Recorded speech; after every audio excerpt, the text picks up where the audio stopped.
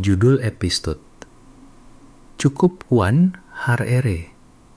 Bongkar mitos lekait homestead yang bikin mandiri, panggan vs bikin bank, krut 1 acre, 1 are, atau kalau kita konversikan ke satuan lokal yang sering kita dengar, sekitar per meter persegi atau sekitar trintus RU. Di atas kertas, para ahli dari sofa di media sosial akan memberitahu Anda bahwa ini adalah ukuran tanah ajaib. Cukup dengan satu area ini, Anda bisa memproduksi makanan gratis untuk keluarga Anda setiap bulan sepanjang tahun. Tanpa perlu belanja ke pasar, tanpa ketergantungan pada toko pakan, dan tanpa jeda musiman. Bukan 2 hektar, bukan 5 hektar, tapi 1 are. Tapi mari kita bicarakan realitasnya secara jujur, khas praktisi lapangan, bukan teori indah buku teks. Apa yang memisahkan homestead yang benar-benar menghasilkan makanan gratis dengan homestead yang justru menjadi lubang hitam yang menyedot isi dompet Anda sampai kering? Jawabannya bukan ukuran tanahnya, bukan seberapa mahal traktor Anda, dan bukan seberapa keras Anda mencangkul. Jawabannya selalu satu. Layout atau tata letak beludat yang salah akan membuat Anda melakukan 5 kali lipat pekerjaan fisik hanya untuk mendapatkan setengah dari hasil yang seharusnya. Anda akan lelah, frustrasi, dan akhirnya kembali membeli sayuran hidroponik mahal di supermarket. Sebaliknya, layout yang tepat akan mengubah satu are tanah tersebut menjadi sebuah ekosistem mandiri yang memberi makan dirinya sendiri. Video ini akan memetakan lahan Anda zona demi zona, dan setiap bagian akan memberikan strategi yang spesifik, logis, dan bisa langsung Anda praktikkan minggu ini juga sebelum kita melangkah ke zona-zona tersebut. Anda harus memahami satu hal yang hampir selalu dilewati oleh panduan homesteading arus utama. 1 are atau sekitar peribendu terimban memamusum tuasin kaki persegi adalah jumlah lahan yang sangat signifikan jika Anda tahu cara mengaturnya. Riset dari University of California Cooperative Extension bahkan menunjukkan bahwa lahan setengah are yang dirancang dengan baik mampu memproduksi lebih dari 3B kompon atau sekitar 3B ton makanan per tahun.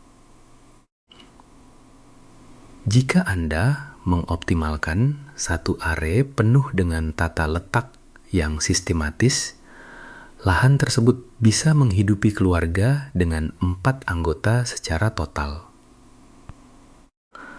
Mulai dari daging, telur, produk susu, sayuran, hingga buah-buahan, bahkan seringkali menyisakan surplus untuk diawetkan atau dijual ke pasar lokal.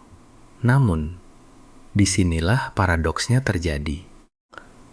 Banyak pemula di Indonesia dan Asia Tenggara yang terjebak dalam romantisasi back to nature. Mereka membeli lahan, menanam apa saja yang mereka lihat di YouTube tanpa rencana, dan memasukkan puluhan ekor ayam kampung atau bebek tanpa menghitung daya dukung lahan. Hasilnya, lahan 1 are tersebut hanya menghasilkan fraksi kecil dari potensi aslinya. Sementara biaya operasionalnya melonjak 3 kali lipat karena mereka harus terus-menerus membeli pakan pabrikan eksternal. Perbedaannya bukan pada kerja keras. Petani atau homesteader yang gagal ini biasanya bekerja jauh lebih keras daripada siapapun. Perbedaannya ada pada desain secara fundamental. Layout mengendalikan 3 hal utama di lahan Anda. Tenaga kerja, labor. Setiap meter jarak ekstra antara kandang ayam dan kebun sayur Anda adalah langkah kaki yang harus Anda tempuh setiap hari. Trimusang Siplitu 5 hari setahun dikalikan sekian tahun. Layout yang buruk membuang energi Anda sebelum Anda sempat menanam satu benih pun. Kesuburan, fertility. Penempatan zona peternakan Anda relatif terhadap bedengan tanaman. Menentukan apakah kotoran hewan akan menjadi pupuk organik gratis yang luar biasa kuat, atau justru menjadi tumpukan limbah berbau yang terus-menerus memicu konflik dengan tetangga. Kontinuitas hasil, yield continuity. Cara Anda menyusun tanaman tahunan, perennial, tanaman semusim, tahunan. Dan ternak menentukan apakah Anda akan mengalami masa paceklik kelaparan di musim tertentu atau menikmati panen sepanjang tahun tanpa putus. Mari kita bongkar konflik mitos versus praktik ini.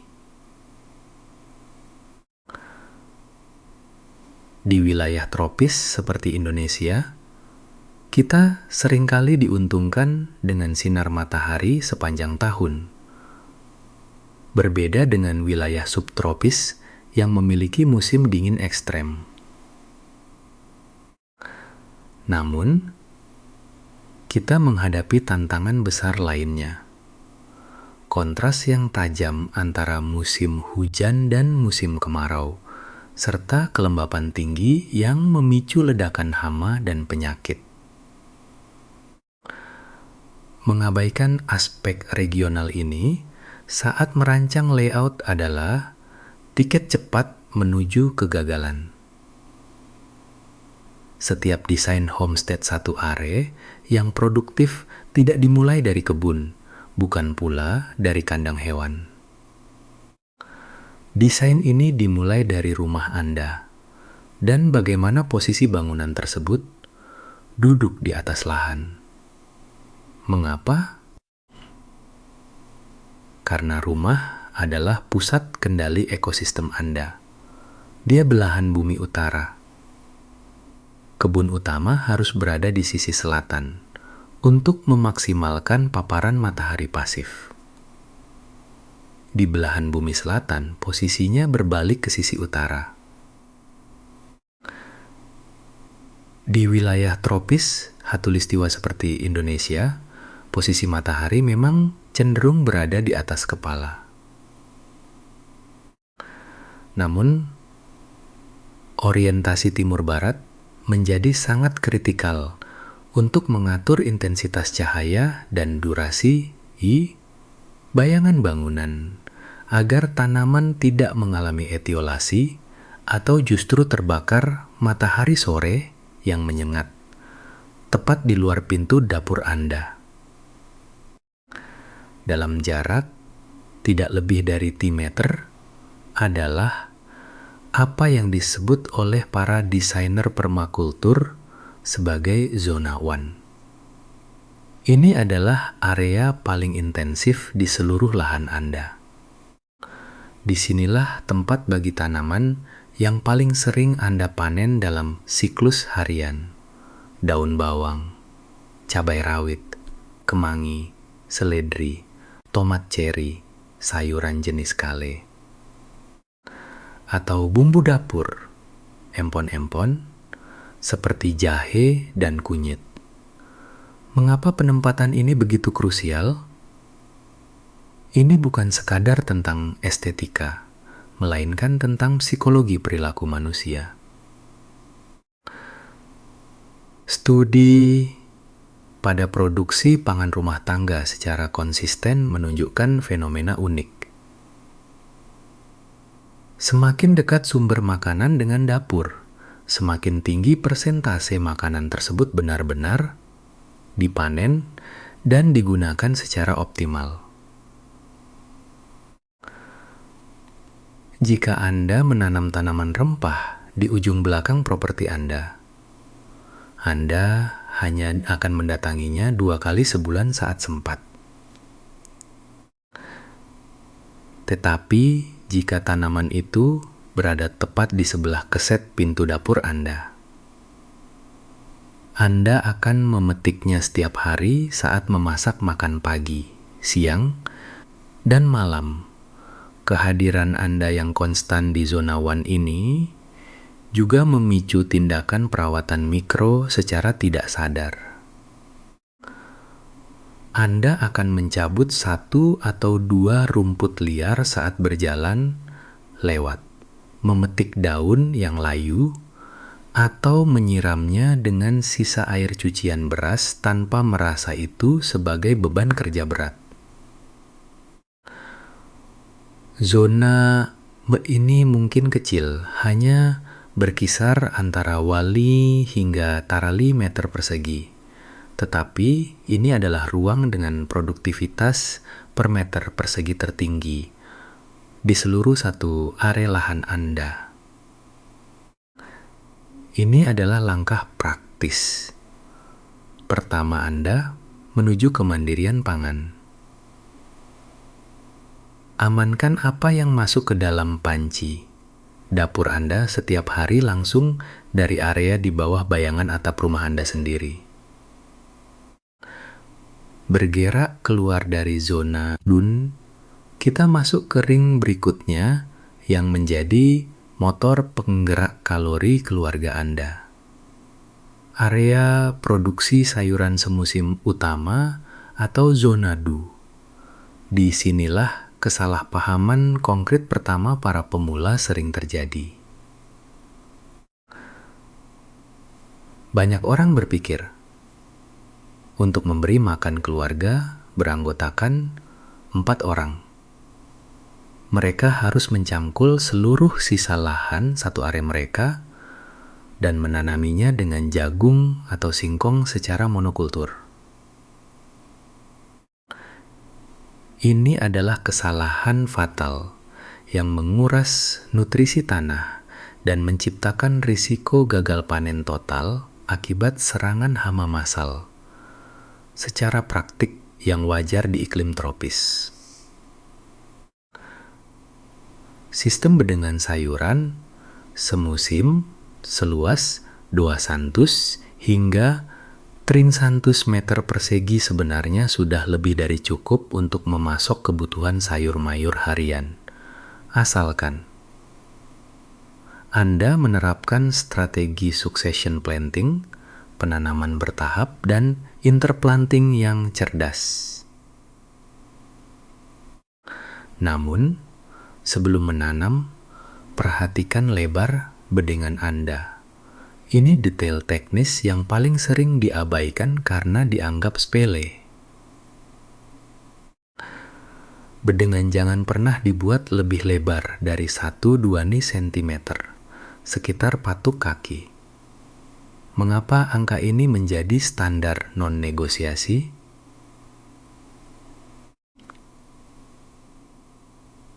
Jika bedengan Anda terlalu lebar, Anda terpaksa harus menginjakkan kaki ke dalam tanah bedengan untuk menjangkau bagian tengahnya saat menyiang atau memanen. Setiap kali kaki Anda menapak di atas tanah kebun, Anda memadatkan struktur tanah, menghancurkan kantong-kantong udara makro, dan merusak drainase alami yang dibutuhkan akar tanaman untuk bernapas. lebar 20 cm. Memastikan Anda bisa menjangkau setiap jengkal tanah dengan nyaman dari kedua sisi, tanpa perlu menginjak media tanam sama sekali.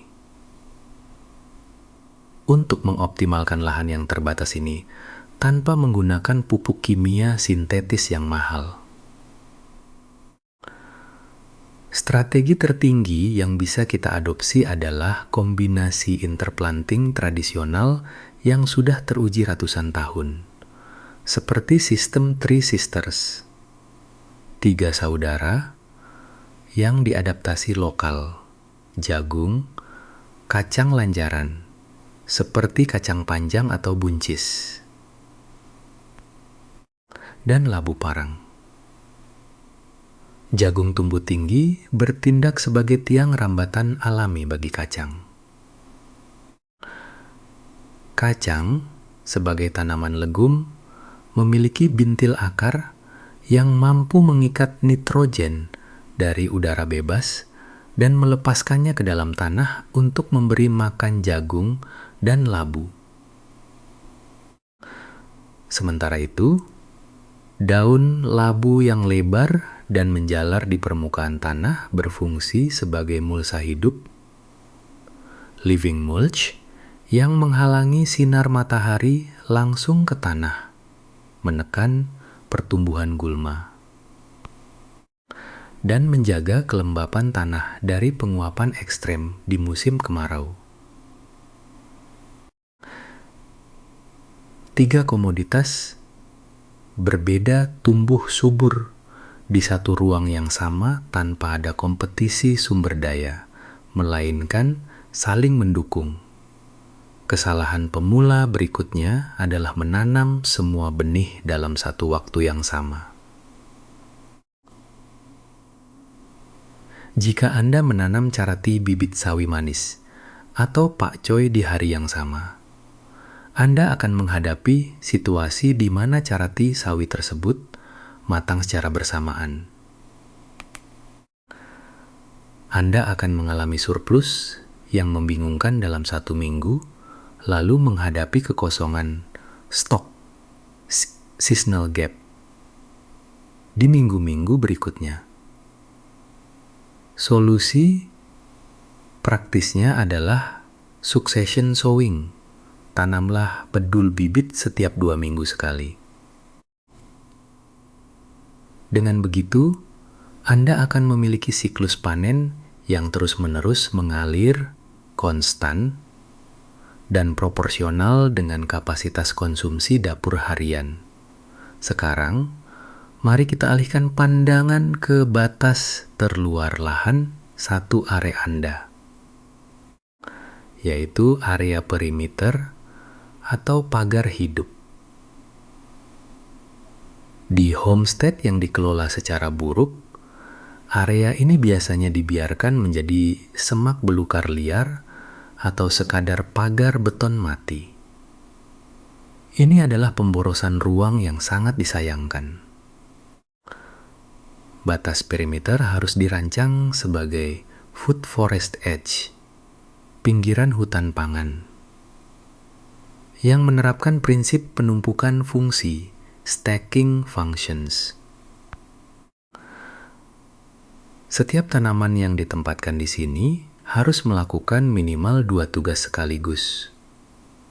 Sebagai contoh, penanaman kelor, Moringa oleifera, dan pohon pisang lokal seperti pisang kepok di sepanjang batas lahan. Kelor tidak hanya berfungsi sebagai pagar, hidup, dan penahan angin, windbreak, yang melindungi zona duru dari angin kencang. Tetapi, daunnya juga merupakan superfood tinggi protein untuk keluarga sekaligus pakan tambahan berkualitas tinggi untuk ternak. Di bawah naungan pohon-pohon ini, Anda bisa menanam tanaman perennial tangguh seperti tanaman lompong, talas-talasan, atau ganyong yang menghasilkan karbohidrat bawah tanah tanpa perlu perawatan intensif. Tanaman wajib lainnya di area perimeter ini adalah comfrey, Symphytum officinale. Bagi praktisi agronomi mandiri, comfrey adalah pabrik pupuk gratis terbaik yang bisa Anda miliki di lahan. Akarnya, yang berupa akar tunggang, menghujam sangat dalam ke lapisan subsoil, menyerap mineral-mineral berharga yang tidak bisa dijangkau oleh akar sayuran biasa, lalu menyimpannya di dalam daun. Anda cukup memangkas daun comfrey yang lebat ini secara berkala, lalu menjatuhkannya langsung di sekitar lingkaran pohon buah Anda, cut and drop, atau memasukkannya ke dalam bak kompos. Daun comfrey yang membusuk akan melepaskan nitrogen dan kalium murni ke dalam tanah, memotong ketergantungan Anda pada pupuk pabrikan hingga Rp0 di area transisi antara perimeter dan kebun sayur. Anda bisa menempatkan pohon buah tahunan yang sesuai dengan iklim lokal kita, seperti mangga, belimbing, jambu biji, atau jeruk nipis. Aturan penempatan absolut untuk pohon buah di lahan 1 are adalah jangan sampai bayangan tajuk pohon menutupi bedengan sayuran semusim Anda. Tempatkan mereka di sisi yang tidak menghalangi jalur matahari utama kebun sayur, dan posisikan cukup dekat dengan zona pengomposan agar pembersihan daun, gugur, dan buah afkir menjadi efisien secara pergerakan tenaga kerja fisik Anda. Sekarang kita melangkah ke jantung mekanis dari sistem mandiri pangan ini, yaitu zona peternakan skala kecil dan pengelolaan kesuburan terpadu.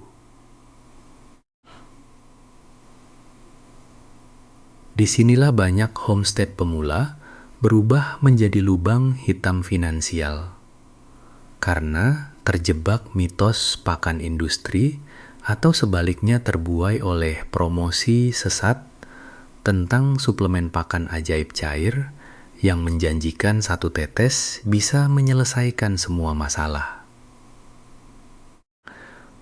Pertumbuhan ternak tanpa perlu manajemen pakan yang benar. Realitas agronomi dan peternakan tidak pernah sesederhana itu karena tidak ada cairan ajaib yang bisa menggantikan pemenuhan kebutuhan protein, kasar, serat, dan karbohidrat makro yang dibutuhkan tubuh hewan untuk berproduksi secara konsisten. Untuk lahan 1 are, kombinasi ternak yang paling realistis dan berdaya guna tinggi, tanpa menciptakan beban. Limbah berlebih adalah kombinasi ayam petelur lokal, seperti ayam kube atau ayam sentul, sebanyak 12 hingga 15 ekor.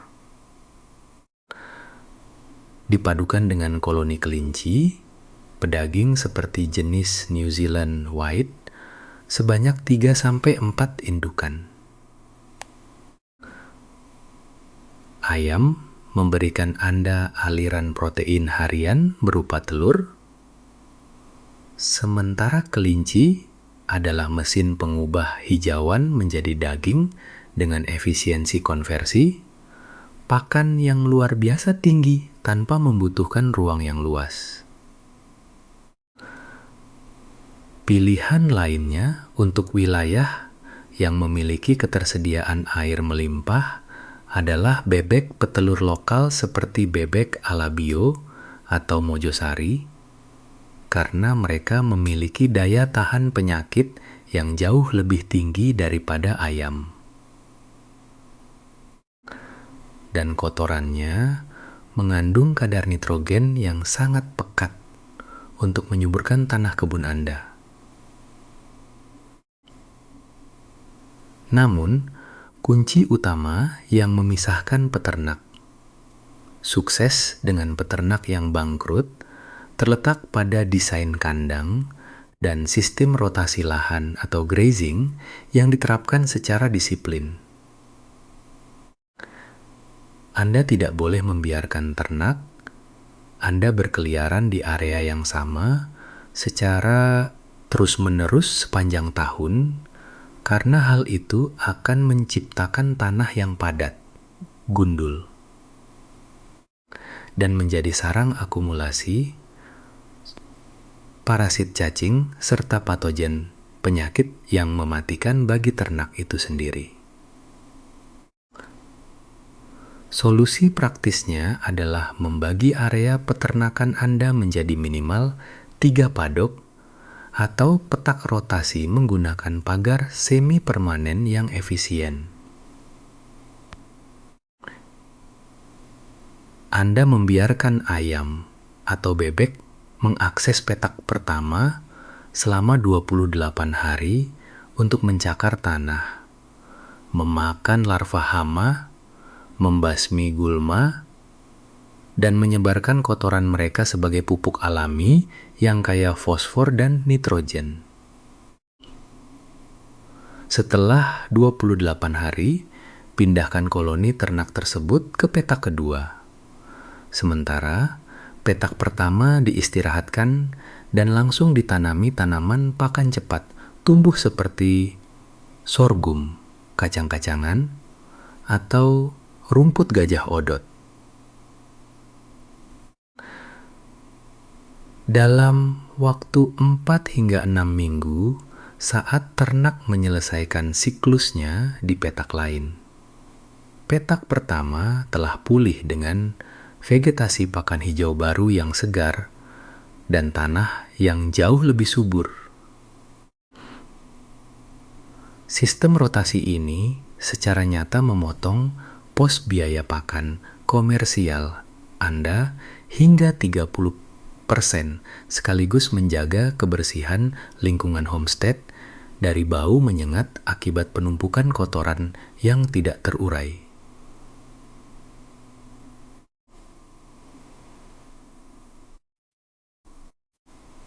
Berbicara tentang pos biaya tipikal, pengeluaran terbesar yang sering membuat pemula terkejut adalah biaya investasi awal pembuatan kandang yang terlalu mewah dan pembelian pakan pabrikan yang terus merangkak naik setiap tahun.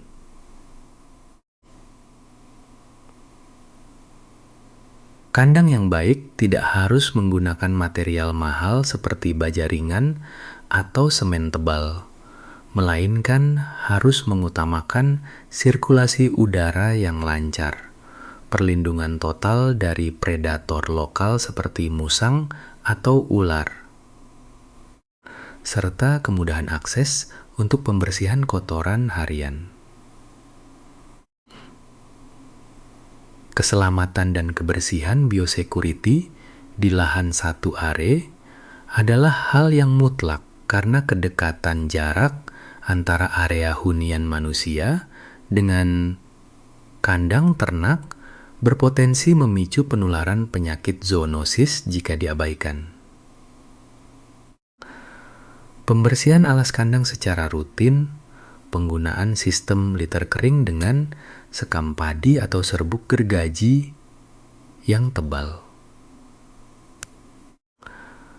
serta pemisahan tegas antara jalur air bersih untuk keluarga dan jalur pembuangan limbah ternak adalah standar keselamatan dasar yang wajib dipenuhi.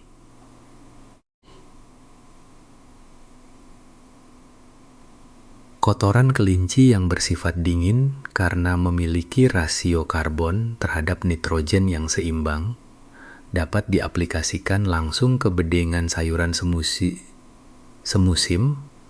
tanpa perlu melewati proses pengomposan yang lama dan tanpa risiko membakar akar tanaman Anda. Di sisi lain, kotoran ayam atau bebek yang bersifat panas dan kaya akan amonia harus diarahkan langsung ke pusat pengomposan 3 bak yang diletakkan di antara zona ternak dan kebun sayur.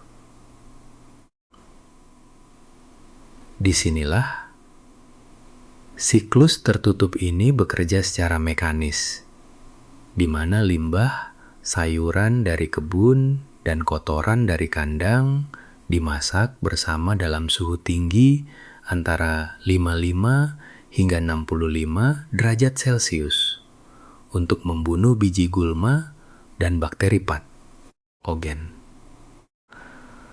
Menghasilkan bertonton pupuk organik berkualitas tinggi yang menghemat pengeluaran harian Anda hingga ratusan ribu rupiah per musim tanam. Sekarang, mari kita tarik garis tegas antara romantisasi media sosial dengan realitas keras di atas tanah satu are kita. Mitos terbesar yang sering dijual kepada Anda adalah bahwa kemandirian pangan terjadi secara otomatis begitu Anda menanam banyak hal dan membeli beberapa ekor ayam. Faktanya, kemandirian pangan bukanlah hasil dari koleksi proyek-proyek terpisah yang berantakan, melainkan hasil dari sebuah sistem tertutup yang terintegrasi secara mekanis dan biologis. Mitos mengatakan, Anda butuh lahan berhektar-hektar untuk memberi makan keluarga. Faktanya, tata letak yang presisi pada satu are jauh lebih produktif daripada 5 hektar tanah yang dikelola tanpa rencana dan hanya menguras tabungan Anda untuk membeli pakan eksternal. Mitos menjanjikan adanya cairan ajaib atau formula instan tanpa kerja. Faktanya, kesuburan tanah dan kesehatan ternak didorong oleh hukum alam yang logis. Rotasi pedok, pengelolaan limbah nitrogen, dan ketekunan harian Anda di lapangan bagi Anda yang siap melangkah dari sekadar penonton YouTube menjadi praktisi nyata. Berikut adalah daftar periksa realistis yang wajib Anda penuhi sebelum memasukkan elemen apapun ke dalam lahan Anda. Pertama, amankan zona waya. Anda terlebih dahulu dengan membuat bedengan bumbu dapur seluas 2 ari hingga paduari meter persegi tepat di luar pintu dapur. Kedua, bangun bedengan sayuran semusim utama dengan lebar maksimal 1-2 cm untuk mencegah pemadatan tanah secara permanen. Ketiga, amankan sumber air dan buat sistem swale atau parit kontur sederhana untuk menahan air hujan sebelum Anda menanam pohon buah tahunan di area perimeter terluar. Keempat, bangun struktur kandang pemangsa yang kokoh dan bagi area jelajah menjadi minimal 3 petak rotasi sebelum Anda membeli ekor ayam atau kelinci pertama Anda. Kelima, siapkan sistem bak kompos 3 kompartemen sebagai pusat kendali kesuburan lahan Anda. Jangan pernah mendatangkan ternak sebelum Anda tahu kemana kotorannya akan dialirkan setiap pagi. Bergerak di lahan satu are berarti Anda hidup dalam jarak yang sangat dekat dengan ekosistem Anda. yang menuntut sebuah tanggung jawab etis yang tinggi terhadap hewan ternak dan lingkungan sosial tetangga Anda. Kesejahteraan hewan bukan sekadar tentang produktivitas, melainkan tentang menghormati hak dasar makhluk hidup yang menyokong kehidupan keluarga Anda. Menyediakan naungan yang kering, sirkulasi udara yang bersih, dan akses terhadap hijauan segar melalui sistem rotasi adalah bentuk etika paling mendasar dalam peternakan homesteading. Hewan yang stres, kepanasan, dan hidup di atas kotorannya sendiri yang menumpuk tidak akan pernah memberikan hasil telur atau daging yang optimal. Dari sisi lain, etika terhadap tetangga adalah benteng pertahanan kelangsungan homestead Anda. Lahan satu are yang dikelola dengan buruk akan dengan cepat menjadi sumber polusi, bau amonia, lalat berlebih, dan limpasan air limbah kotor saat musim hujan tiba. Manajemen biosecurity yang ketat, penggunaan sekam padi yang tebal di lantai kandang untuk mengikat bau, dan penempatan bak kompos yang bijaksana adalah harga mati agar impian mandiri pangan Anda tidak berakhir menjadi konflik hukum dengan lingkungan sekitar. Saat Anda berhasil menjaga keselasan ini, hubungan sosial Anda justru akan menguat. Dan surplus hasil panen dari kebun Anda bisa menjadi jembatan silaturahmi yang indah dengan warga sekitar. Satu are tanah Anda tidak akan pernah menghargai rencana yang sempurna di atas kertas. Ia hanya menghargai tindakan nyata yang konsisten di atas tanah. Anda tidak perlu membangun ke-9 zona ini dalam 1 minggu pertama. Mulailah dari langkah paling kecil yang bisa Anda eksekusi sore ini, juga di dekat pintu rumah Anda. Jika Anda ingin terus mendapatkan panduan berbasis angka real, sistematis, dan jujur tanpa bumbu teori indah dari meja kerja, klik tombol subscribe sekarang juga. Kami membedah sistem homesteading yang bekerja secara nyata di lapangan setiap minggu. Tuliskan ukuran lahan Anda dan apa kendala terbesar yang sedang Anda hadapi di kolom komentar di bawah. Mari kita diskusikan solusinya secara logis. Sampai jumpa di episode berikutnya.